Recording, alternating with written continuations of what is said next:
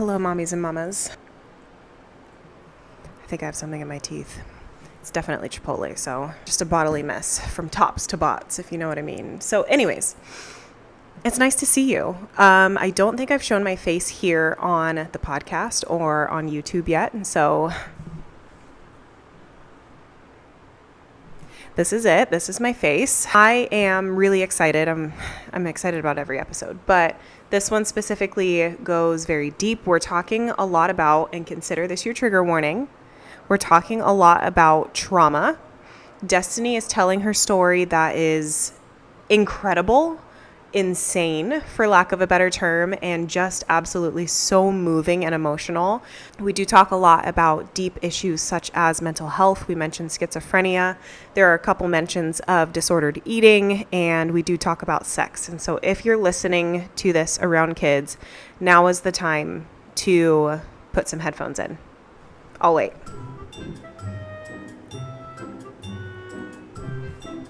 Are they in? Okay, cool. I just wanted to introduce this episode and give those warnings. I also wanted to slow it down. Let's turn down the lights a little bit. Perfect. So I have been going through a lot in my personal life. Just a huge year of growth. There's just been a lot of foundational shifts that have occurred this year. And a lot of the things that I just did not think about before are kind of coming to the surface, whether that's good or bad. And we've been doing a lot of deep soul work, especially in our marriage, in my personal life, just asking myself questions that I've never asked before. I've talked a lot about it on Instagram. I'm using very general terms, but just basically talking about living a more genuine life, not people pleasing anymore, reevaluating my faith that I grew up with, if I'm being transparent, just being raised in a Christian conservative household and starting to ask the questions of like, okay, what is actually factual in the Bible instead of what has actually been like passed down to me. And I want my faith to be less of a faith that I was born into and more of something that I own and take responsibility for. And so that can be kind of like an intimidating journey, an intimidating path to start down, just because I still wholeheartedly believe that God is who he says he is, and that the story of Jesus is what I've always known it to be. Those are not the questions that I'm asking. I'm just learning how faith is so much more about connection to God than it is about doing the right things versus the wrong things. I feel like I'm at a place, long story short, long story long, I feel like I'm at a place where everything feels very raw and very heavy, and it's a perfect time for me. I feel like in my life, nothing has happened too soon or too late. I feel like things have happened right when they need to happen, but at the most beautiful time, which is right now, I am being shown that I need to slow down and I need to simplify and I need to reprioritize for sure. I've always said like, oh my gosh, we're always so busy. Like we just live a very fast-paced life and that's what I'm used to, and not really seeing a problem with that. But now I'm evaluating my life and I'm like, okay, what at the end of the day, I will not view a lot of the things that I am allowing to take my energy and my attention. Those things don't actually matter. So I'm just looking into what I can do to take more off of my plate so that I have more space for the important things, because I feel like I got a lot going on and it just doesn't need to be like that, because I choose. I have free will. I am a grown-up. I have decided that I'm going to be taking some time off of Instagram specifically. That is logging on to Instagram, posting to Instagram. I still stand by the fact that I love social media. I always have. My digital footprint is literally staggering. But I feel like I have a message and I feel like I have a mission, which is all rooted in goodness. It can still become overwriting of the good things, you know, like the mission should never replace the reason.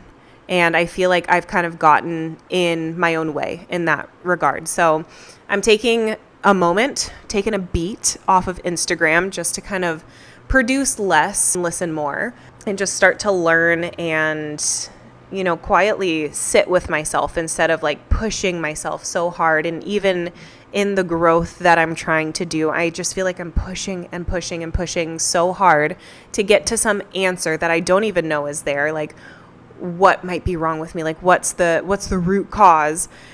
And I'm like asking all these questions when I really just need to start being more quiet and listening. And I already feel that natural shift in my life to just quiet down a little bit. My goal is just in this time, after this whole ramble is said and done, I just want to deepen the connections in my life. And I will talk a lot more about that.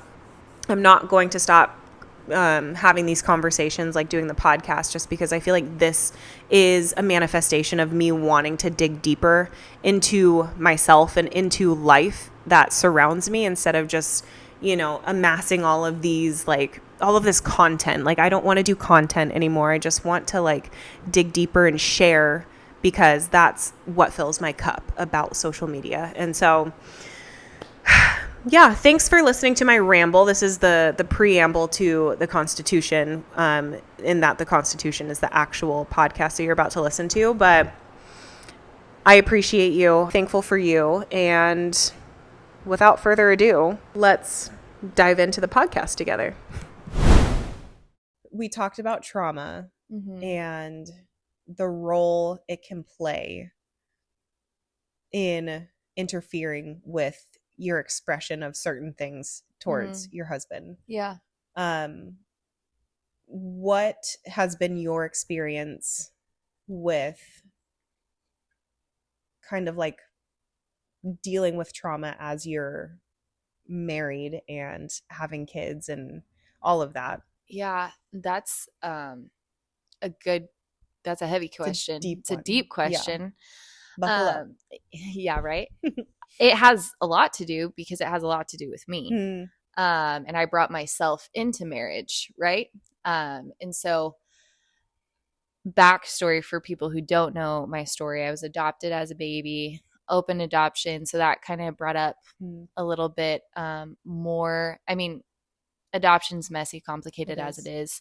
That added an extra layer of just confusion. For sure. My mom was, they diagnosed her as schizophrenic, but I don't think that was the correct diagnosis. She was more like autistic. Like, she would rock back and forth. And her 40th birthday, she had a Sesame Street cake. She was very sweet, but she was just very delayed. Like, that's just, she was not at all ever going to be able to take care of herself. Yeah. I found out through doing ancestry DNA, which is now controversial, at 26. Why is it controversial? I guess they're like selling your blood or something. Okay. I don't know. Everyone's selling something. Yeah, I'm just like, whatever. Lord, come back, take us all. Take my DNA. Yeah, I'm just, okay. like AI couldn't do the same thing. Right. You know what I'm saying? Yeah. So I found out when I was 26. So I never knew who my dad was. My mom was like, "Oh, it's this movie star," and right. Yeah, but no. And so never knew who my dad was at 26. My parents actually bought me this DNA test at 23, and I cried because I was like, "Oh my gosh, I'll finally get to find out like who my dad is." In my little kid brain, he was this like nice man who just didn't know I existed, because my mom who adopted me would always say, like, he probably didn't even know that you're alive. She would say it graciously. And I think she would say that to like comfort me, but instead I just felt like super worthless. Yeah. I'm like, wow, like, right. Like, you don't even know I'm here. That's cool. Yeah. Okay. Waited to take it for 3 years because I was afraid of finding out nothing about my dad. Like, I wasn't afraid about what I was going to find out. I was afraid that I was going to live the rest of my life never knowing, because I look nothing like my mom. Yeah. My biological mom. Take this DNA test, find out that this nice man in my dreams who never knew about me, has a wonderful family, a lot of kids, lots of money, is 82. 82, and has many children, I found this out because I matched with my half brother, who was either my half brother or my uncle. I thought because he was 64 that he was my uncle. No. He's my brother. Okay. And so just like he was a drug addict turned schizophrenic, like actually schizophrenic, incarcerated in like a mental ward in San Francisco. I guess a pretty famous one. Whoa. Yeah. My brother connects, right? Brother connects the dots. And my mom was in a group home because she couldn't take care of herself. And then my dad is cuckoo for Cocoa Puffs. Put him crazy mentally unstable. Yes. Huge age gap. And me. Here I am. Yeah, so lots of stuff there. Wow. Right? That's deep. That's heavy. So lots of stuff there. My mom passes away when I'm 16, and then I was molested as a kid. So I have stuff. Got stuff. And because of this stuff, and I will say this, I'm really big about this when talking about trauma. Like, trauma gives you the reason why you do something, but it's not an excuse for doing what you do with it. Does that make sense? Like, it gives you a context for why you do what you do, but it doesn't excuse then what you do with it. Yeah. You know? I get it. Yeah. And I'm always very specific to say that because a lot of people are like, well, it's just because of my trauma. And it's like, yeah, I get why, but you didn't have to do that. No, exactly. Because and I feel like we're really quick to do stuff like that, like the TikTok generation. Totally. And like, we've slapped anxiety and depression on everything, and that's just like the rest of your life, you know, like, or ADHD or like any of these like self-diagnoses that people are making, like, oh, I'm sorry, that's just because I'm X, Y, and Z. I have anxiety. Right. From my so I can't. Trauma. Yeah. And trauma exists. Like, absolutely. It's a thing. There's not big T trauma and there's little T trauma. Yes, that is a thing. However, yeah, again, that doesn't excuse you for doing what you're doing. Exactly. And so with all of that stuff, I was adopted into a really loving, wonderful Christian home. That was I grew up in like the strict like purity culture thing. I remember being in junior high. Yes. And the junior high pastor gave the analogy of like having sex before marriage is like chewing a piece of gum. If you chew a piece of gum, like basically insinuating who would want that piece of gum. Oh, right. So having sex outside of marriage is like chewing a piece of gum. Yeah. Who then would want it? Yeah. And so I'm hearing that message, having had stuff happen to me, and I'm like, well, where do I fall in line with that? Like, I didn't have sex, but also how sad. I'm not pure. Yeah. So it got me. I didn't have a high view of sex. Even though I grew up in a Christian home, I was like, what is this whole – I feel nothing towards it. I don't care. Huh. I lost my virginity at 16 to this like random guy. I went to school with him, not super random, but like I didn't like him. Yeah. And we had sex and that was it. Yeah. And so that was kind of like no relationship, nothing. So that was my view. Interesting. And so I am older. I went to Bible college. Then I kind of fell off the wagon because my brother passed away, just like heavy stuff. Yeah. And I was like, Lord, like I've experienced all this hard stuff. Like I don't understand. I'm struggling with eating disorders. Like I'm like, God, I'm struggling and I don't like, this is too hard to follow you. And it's because I had all the control. I never released it all to him. Yeah. So I moved back home and I'm 22 at the time. And I'm like, I give zero cares about anything. So I went to binge drinking and I have Tinder. I'm literally like meeting up with guys and just having sex with them. Okay. And it was horrible. Like looking back, the Lord protected me from so much because there were some scary situations that I honestly don't even think I've even allowed myself to fully process because I just block it out. And that can be a lot, kind of revisiting. Oh, yeah. Like the worst part of your life and like totally what the worst case scenarios would have been. Yeah. And at that time, I just want power and control. Yeah. I want to feel what these guys feel. And so my thing is like, oh, I can do the same thing. It was like and a feel nothing. stubbornness thing. Yeah, because I felt so worthless. I had a boyfriend in Bible college that broke up with me. I thought we were gonna get married. All my friends are getting married out of Bible college, and here I am. Just like felt so broken. Yeah. And so I want that. Like I'm craving relationships. And so I'm just doing it all the wrong way, feeling horrible, feeling used because I'm allowing myself to be used, feeling empty, get into a long relationship with this guy, ended up moving in with him. I'm not following the Lord at this time, not even pretending I am.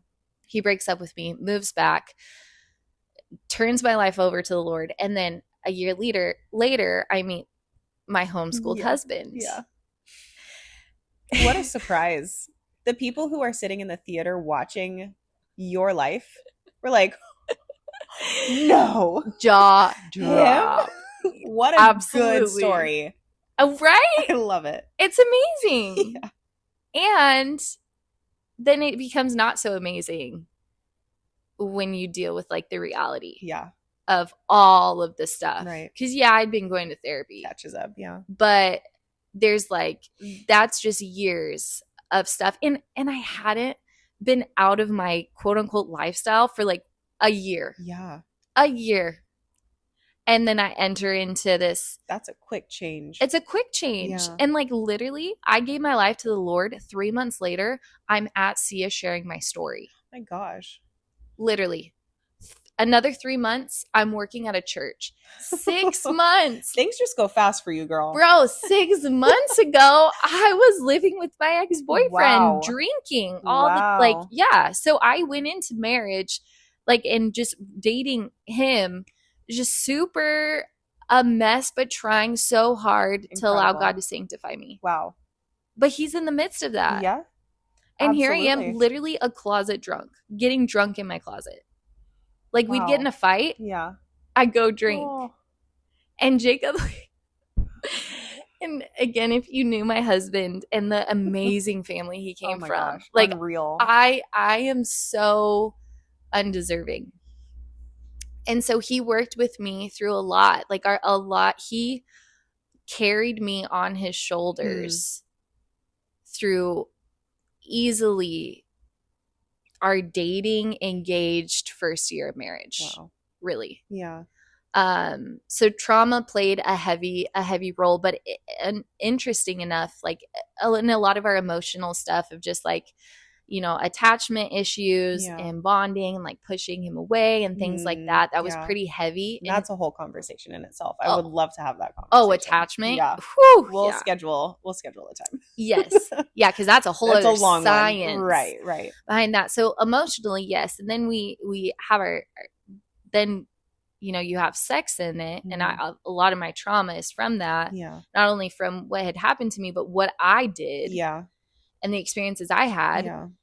But what's really interesting is, again, I think I like kind of disassociated from it because that stuff did not come in until like quite later on.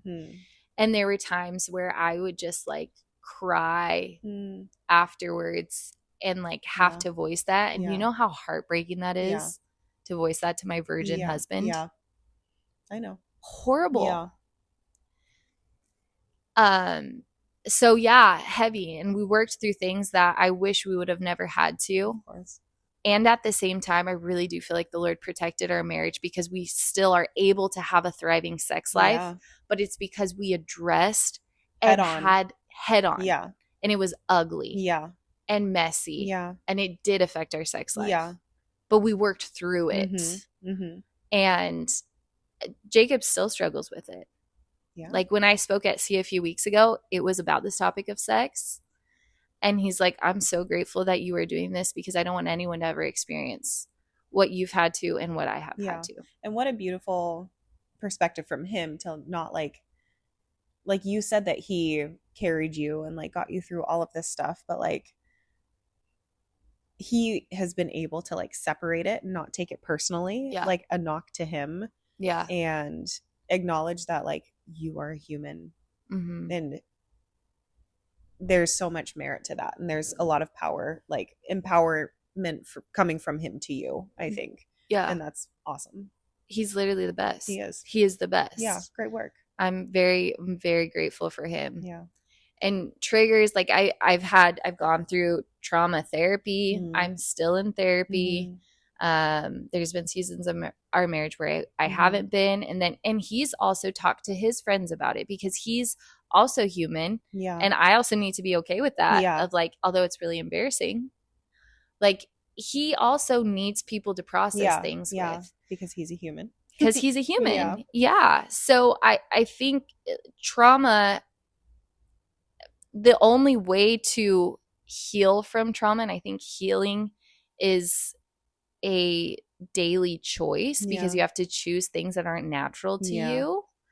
But healing is possible, but you have to address it, especially in a marriage, because it's not just about you. Yeah. And everything you do affects another human. Right. Yeah. So whether you like it or not, like you are one person and it has to come up. Yeah. Yeah. That's crazy. So it's heavy. That's heavy. And but it's real. People struggle. I think, I feel like just having, again, the awareness to understand that, like, hey, you went through something really big, like really big in your life, and you just assume that it's not going to affect you in this current stage of life. Like, I don't know. It just needs to be dealt with. Like, the conversations need to be had, and our images cannot be more important. Like, my image to my husband cannot be more important than addressing these issues that might very well save our marriage if it comes to that, you know? But it also doesn't have to ruin it. Yeah. And I think that's like the other topic of trauma, is we use it as an excuse for why you can't do something you need to do. Yeah. Or should do. Yeah.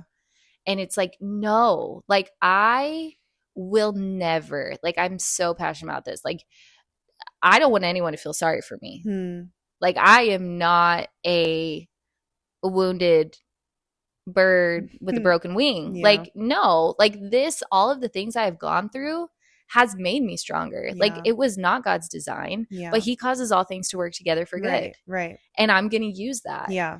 And so I think like for people who have gone through stuff, people in general, like use your stuff to be your biggest ministry. Like your biggest pain could be your biggest purpose if you let it. Right. You know, and that could be something as huge as whatever. Yeah.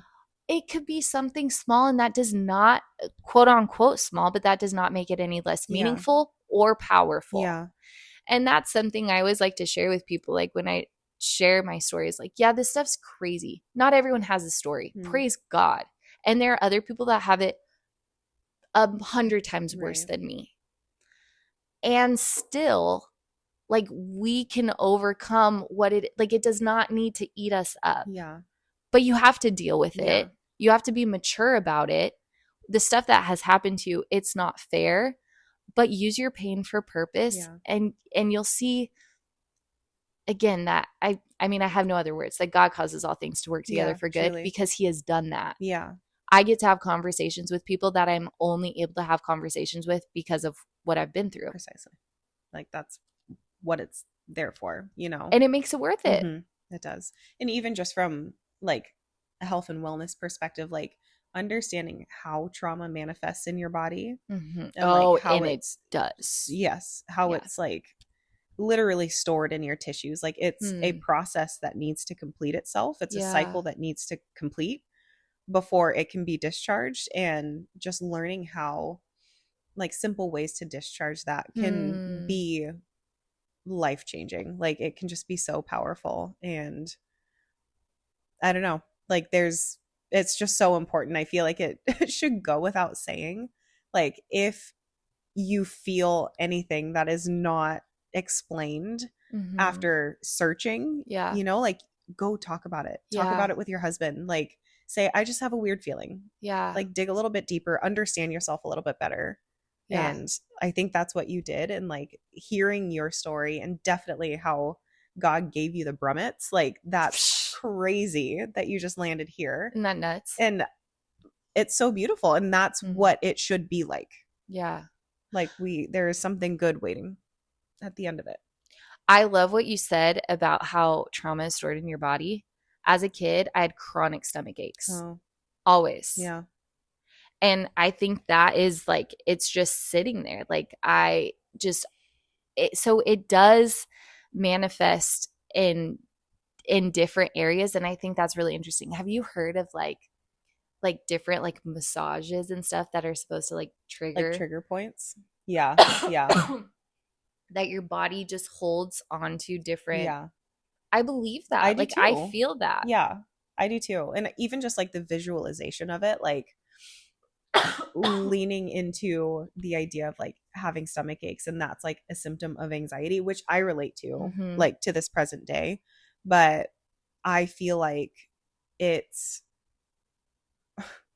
even if, I'm not saying to like go and make up something, like make up a symptom, but having that idea of like, this is where my stress is. I need to Mm-hmm. release this Yeah. because this feels manageable. And then we can go and do like the work underneath everything. But just releasing where it hurts and like, again, having the awareness Yeah. inside of your body to like know that that's what's going on, it can be such a tool, you know, and like, yeah. And that's what's so interesting about EMDR is it like it's supposed to disconnect your mind and your body. Oh. And that's the issues because the triggers is like a physiological response. It's unnatural triggers to things. So like the fire alarm goes off and I'm just like super anxious. Like my cortisol level spikes to 100. Like it's just like I have weird responses to strange things that I shouldn't have quite the response to. Right. And so like the whole thing of EMDR is to help with triggers. Like if you're triggered towards something, like it's supposed to help disconnect your mind and your body's like, hey, that's just a fire alarm correlation to it. Yeah. Because anxiety is just it's an alarm that, hey, something's wrong, right, which is good and it helps you. Mm-hmm. But when it's out of whack, then it's like, it's not helpful. It's not helpful. Yeah. It's not doing you a service at all. It's doing you a disservice. Yeah. Which I love that. I have like briefly looked into EMDR. I was in talk therapy for a hot 2 months. And I was like, you know what? This isn't, I don't know. I sought out therapy because I was like, I want to understand more about myself. And like specifically, I had dealt with some recurring, or I guess reoccurring. I don't know what the difference is. Reoccurring. Yeah. I don't feel like that's the word I want to say though. I felt like I was dealing with some like restrictive eating patterns that had like popped up again. Yeah. And they had been That's horrible. dormant. Yeah. Like that's they hard. had been dormant for like the last 10 years. And then out of nowhere, they just kind of like came back. And so I was like, you know what? And also like dealing with or seeing myself respond or react to Leo when he was throwing a fit with like so much rage. And I was like, that doesn't feel like me, which is super weird. Like I feel so out of control with that. And so I was like, I just want to kind of, I don't know, understand myself better, or like see what I can do to prevent these things from like cropping up again, because I feel like I'm out of control of these things. Like I don't know where they're coming from. And so I did talk therapy, or like cognitive behavioral therapy, for like 2 months. And like the only like real piece of advice that she had given me was, it seems like you have control issues. I was like, yeah, girl. Yeah. Tell me something I don't know. Yeah. So, but it was good. Like I believe that every step is a stepping stone. And so from there, I kind of like went into like, I read a lot about like internal family systems, and like was talking about EMDR for a little while, and like just all of these different modalities. But just even the understanding, and I still would like to seek out therapies like we're talking about. But even just the understanding of like what I had said earlier is like trauma is stored in the body. Yeah. And like how that doesn't have to mean like something huge, like in your case, but something like small that happened to you, that your body, like the anxiety is still like firing off in your brain. It responded to that. Exactly. And so that was a very, very powerful realization for me.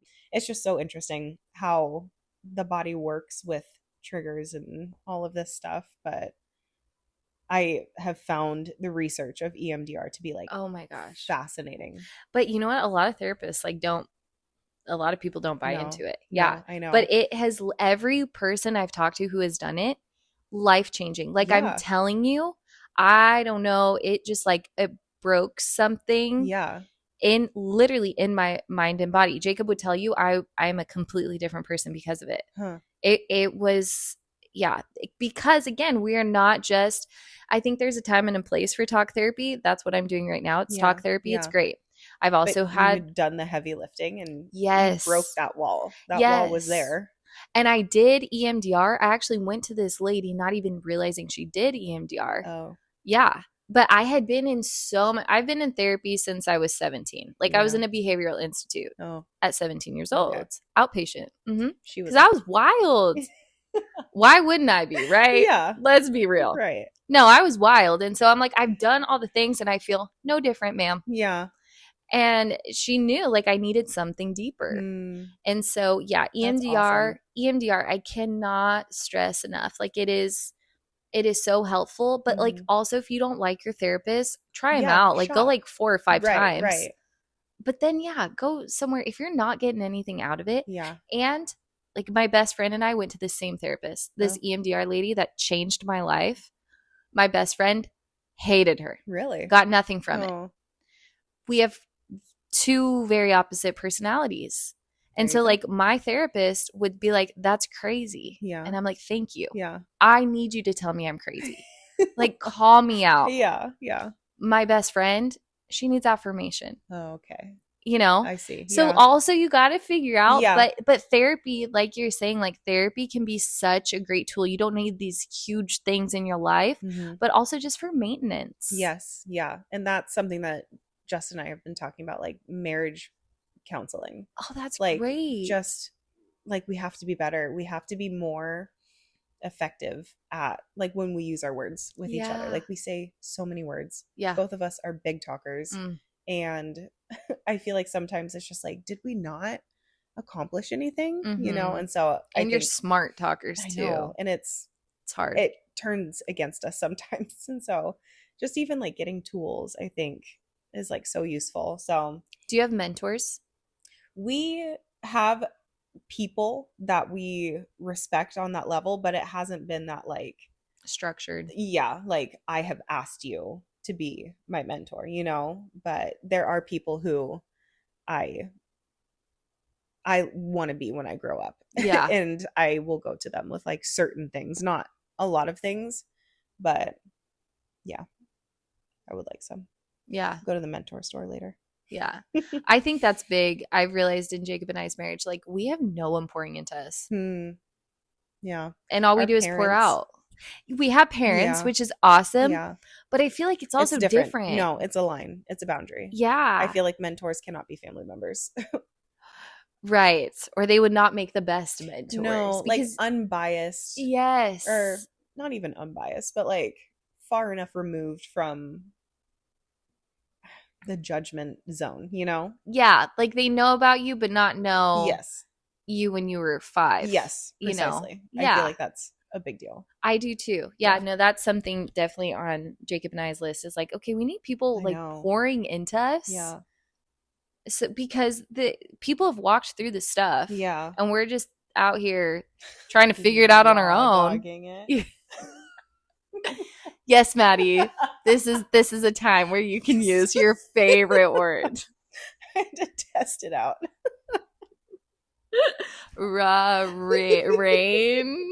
Range Rover. Nope. That's not it.